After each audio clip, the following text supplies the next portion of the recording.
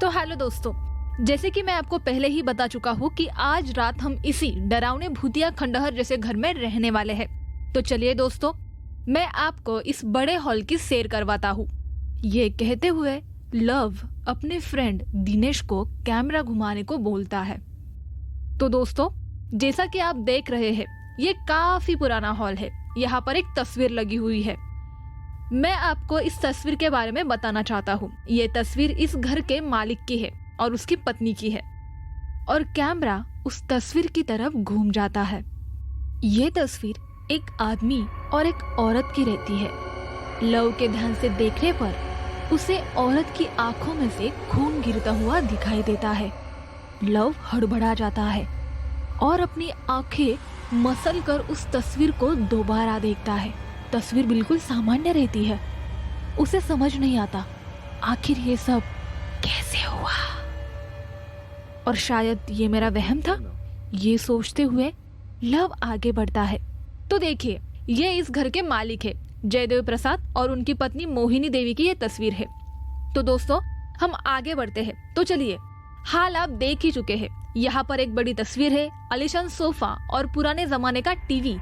और लव जैसे ही उस टीवी पर हाथ रखता है, अचानक से लव को करंट लग जाता है। लव झटके से अपना हाथ पटक देता है। तभी वहां सीमा आती है। तुम ठीक तो हो? क्या हुआ? क्या हुआ लव? कुछ नहीं सीमा, मैं वो। लव कुछ बोलता उससे पहले ही सीमा का ध्यान कहीं और जाता है और वो वापस चली जाती है। लव गहरी सांस लेते हुए वीडियो को आगे बढ़ाते हुए कहता है। तो दोस्तों चलिए, आप देख चुके हो कि ये बड़ा सा हॉल है। यहाँ पर एक सोफा है जो काफी आलीशान है, और यहाँ बड़ी सी पेंटिंग है। ये अलमारी है और यहाँ पे बहुत पुरानी किताबें रखी हुई है। तो देखिए, ये एक पुरानी किताबें है। ऐसा लगता है जैसे सालों से इस घर में कोई नहीं आया है। किताबों पर भी काफी धूल मिट्टी जमा हुई है। और दूसरी तरफ अलमारी में ढेर सारे शील्ड और अवार्ड्स रखे हुए हैं। वो सब दिखाकर लव का पैकअप करता है और कहता है, तो देखो, अब अपना ये शॉट पूरा हो गया है। अब मैं घर में दूसरा शॉट पूरा करूंगा। रिंकी और पिंकी, तुम लोग रेडी हो ना? जाओ, अब हमें एक जरूरी काम करना है। अब हम इस हॉल के पीछे वाले कमरे में शूट, जो गली है इस हॉल में पीछे जो गली है वही हम शूटिंग करेंगे। मैं जैसे ही कुछ बोलूंगा तो रिंकी, तुम मेरे साइड से होकर गुजरना। और रिंकी, तुम तैयार हो? हाँ लव, मैं तैयार हूँ। हम रिहर्सल पूरी कर चुके हैं। मुझे याद है मुझे क्या करना है। तो दोस्तों, मैं आपको ये हॉल दिखा चुका हूँ।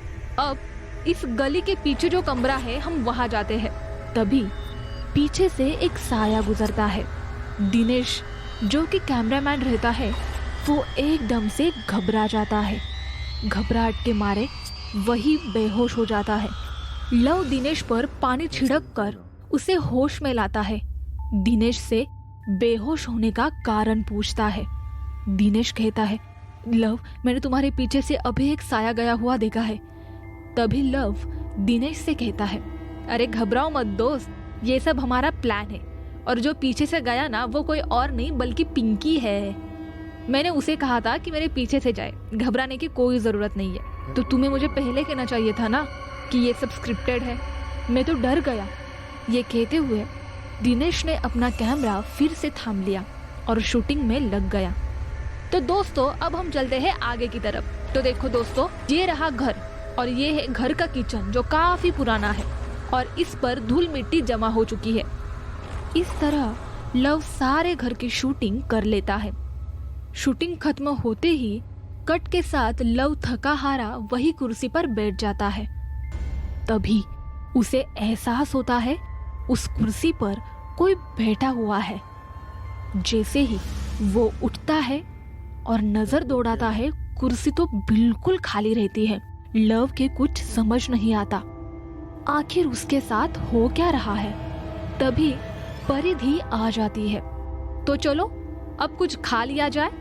परिधि अपने बैग में से मैगी का पैकेट निकालती है और साथ मिलकर सभी मैगी बनाकर खाते हैं। सब मैगी चौकीदार को भी देते हैं, किंतु चौकीदार खाने से मना कर देता है। तभी लव कहता है, तो दोस्तों, मैंने कहा था ना कि इस घर में कोई नहीं है और ये घर काफी समय पुराना हो चुका है, इसीलिए डरावना लगता है। बाकी तो कुछ नहीं है इस घर में। तभी परिधि की नजर अपनी घड़ी पर जाती है। रात के 10 बज चुके हैं। अब हमारा काम हो चुका है। अब हम इस घर का सच देख चुके हैं और हमारा वीडियो भी बन चुका है। तो अब हमें इस घर से चलना चाहिए। और अगर तुम्हें इन चौकीदार बाबा का वीडियो बनाना है तो तुम कल सुबह इनका वीडियो बना सकते हो, लेकिन प्लीज हाँ, चलो अभी यहाँ से। लव उस बाबा की तरफ देखते हुए कहता है, अभी मेरा सिर्फ आधा काम हुआ है, मेरा वीडियो कंप्लीट हो चुका है, लेकिन अब मैं यहाँ पूरी रात रुकना चाहूंगा। इस घर से हम सुबह ही जाएंगे ताकि पता चले कि सच आखिर है क्या। देखो लो, बहुत हुआ है, मुझे यहाँ अभी कुछ ठीक नहीं लग रहा है। मैं कह रही हूँ ना, चलो यहाँ से, हमें यहाँ नहीं रुकना चाहिए। चलो सीमा, अब हम भी चलते हैं। परिधि, हमारी बात जरा ध्यान से सुनो। जब यहाँ आ ही गए हैं तो एक रात रुकने में क्या जाता है। तुम ना जरा ठंडे दिमाग से सोचो, बस कुछ ही घंटों की बात है, हम सुबह होते ही यहाँ से चले जाएंगे। सभी लोग परिधि को मनाने की कोशिश करते हैं और आखिरकार परिधि वहां रुकने के लिए मान जाती है।